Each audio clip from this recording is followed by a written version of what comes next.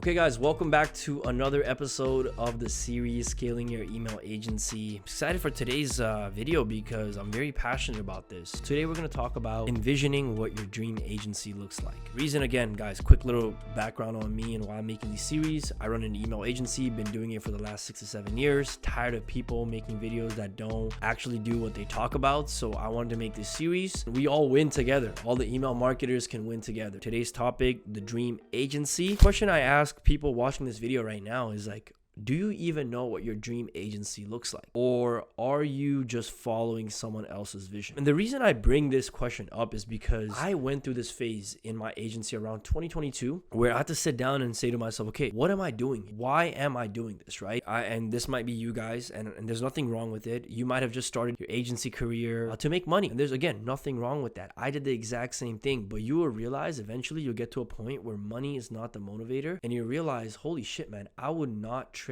my sanity, my energy, my time, my life for money if this is how I'm gonna do things. And I'm talking about like what you do day to day, because I got to that point where I've reached my dream income. Honestly, well above my dream income that I couldn't even imagine at such a young age. And it was some of the most miserable time in my life. And what does that tell you, right? It's not only about making money, it's about like how you're running your business. What does that business look like? I want you to ask yourself that question. And you know, what I'm also going to do actually is going to provide you guys with a resource. It's going to be in the description below, where it's a quick, simple worksheet that will help you get more clear on what your dream agency looks like. We want to be clear on that. If you're not clear on that, you're going to follow someone else's journey. You're going to think you're happy and you're going to be like me, making a lot of money, but miserable, all over the place, wanting to quit, burnt out. You know, you don't want to be there. You don't want to be there at the end of the day. The moment that led me to this point, by the way, for me, like sitting down and envisioning my dream agency, again, was middle of 2022. My boy Brandon was helping me again, you know, scale my agency and grow my agency. And I remember I had an epiphany when I was walking down the streets of Toronto and I realized, oh my God, I am not trying to run my own agency. I'm actually chasing Brandon's agency. And what I mean by that is I realized, holy shit, bro, I'm doing everything he's doing. Objective is the same as his, which is sign more clients,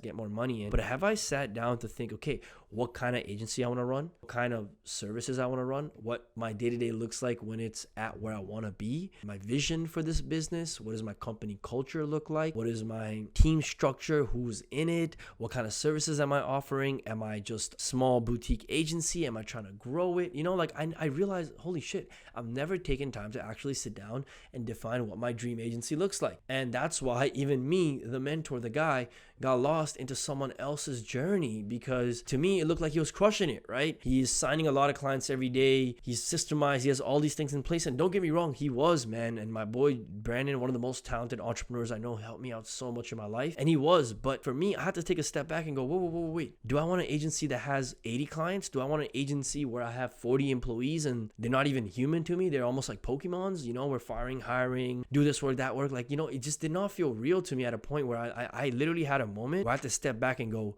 what do I truly want? You know, the people in my business, like I actually like them, and I don't want to treat them like Pokemons, just fire them, hire them, treat them like shit, whatever, right? Like I really realized, oh my God, you know, I actually want an agency where we have a couple of clients, but they pay us a lot more. So I was in the mindset of I rather have 10 clients paying me $5,000 than 50 clients paying me $1,000. And I learned that again through experience, but also just sitting down and going, I just want to work with 10 really great people. I want to have a small team. I don't want to have a large scale team either. I don't want my company culture to be, you know, churning all the time. I want to have a vision behind what I'm doing. If you don't have a vision, the only reason your email agency exists is to get you rich. I had a moment where I realized, you know, I want to take this agency to the next height, and whoever is with me, I want to bring them too. I don't want to be making 6 figures a month and pay my employees like a couple $100. Like I had this moment. And again, I want to make this very clear. There is nothing wrong with the way Brandon was doing things. And also, I don't know the details inside. I'm not saying he didn't have a vision. I'm not saying he didn't have a great company culture. I'm not saying all these things. What I'm saying is that I got stuck in the mindset of chasing someone else's agency, because to me, it looked like they were crushing it because they were signing clients, making money. And again, that's going to be your main motivator in the beginning, but you do need to get to a point where you need to define, okay, what does this business look like when we are reaching our goals? First, so you can reverse engineer engineer. But second, you also want to make sure you actually want to live that life. Let's say your dream income was 100K a month, but your dream agency made it where you couldn't be with your friends. You had no free time. You had to hop on team calls every day, every second. You gotta make your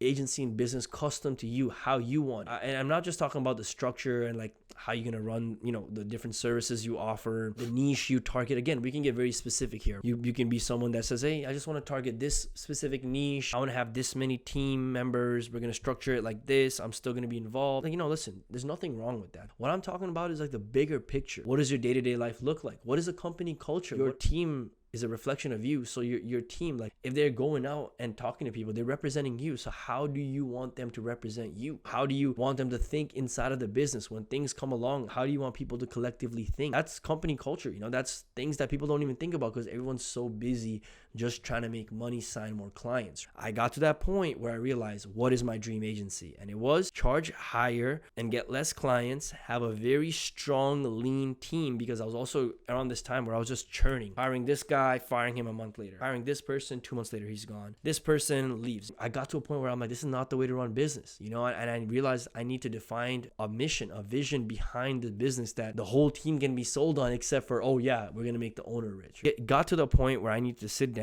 and realize what I truly wanted, what my day-to-day life looks like when I'm running this dream agency, dream business. And I remember saying this. I remember specifically saying this. I know I have my dream agency when we get to a point where we're signing clients and I don't even know about it and I'm not even involved in them getting their service. And I remember during that time, I couldn't even fathom it because I was involved in everything, right? Everything I was involved in, helping the guy with his copy, account management, making sure everyone's account's good, being the CEO, being the sales guy, being the lead gen. Bro, it was a bit much for me. And I had to go, okay, what do I want? Let's define that first. What does it look like? So we can reverse engineer and let's work towards that. Otherwise, you're just going to be running in a direction that you don't even know if you want to go towards, right? So that's why it's very important to have this moment where you define, okay, what this dream agency looks like. Are you just going to start off with emails and eventually switch to other services? Are you someone that just wants to be a freelancer? Because your journey is going to be very different than if you want to be a boutique agency or if you want to be a huge, large agency, right? Or you want to offer other services. And everyone's business is going to be different based on who's watching because everyone has different beliefs, values, goals, things that they like. Everyone's going to have different culture. I even just say the way they run their business. Everyone's going to have a different perspective on how they want to run their business. But if you're not clear on this, you're going to end up following some guy you watched on YouTube, some other person that you think is crushing it, and just going to follow their lead. You're going to get to a point where you realize, holy shit, me copying what they're trying to do will never get me to where I want to be. You don't want to get to that point too late because, man, it almost got to a point for me mentally. I was like, yo, I'm going to burn out if I continue doing this. And I had to rechange things and reshape things, even let go of clients so I can go, this is the way I'm going to run my business. Less clients, lean team, very strong company culture that's defined by me, this type of team structure, boom. Even when we worked with a consultant that helped us with our systems, like that's what they made us do. Made us build the org chart of what the organization looks like when we are at our goal income.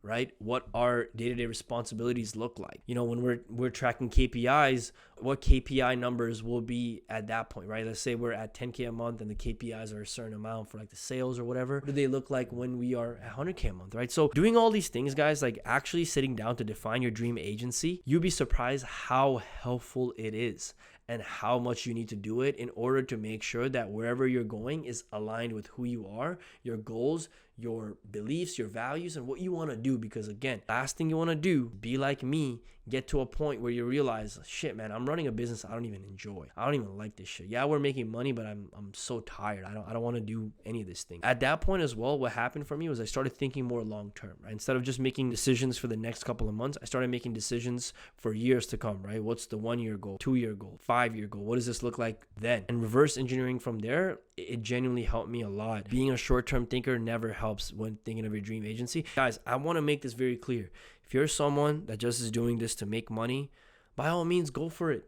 Do the way you want to do things. I don't mind.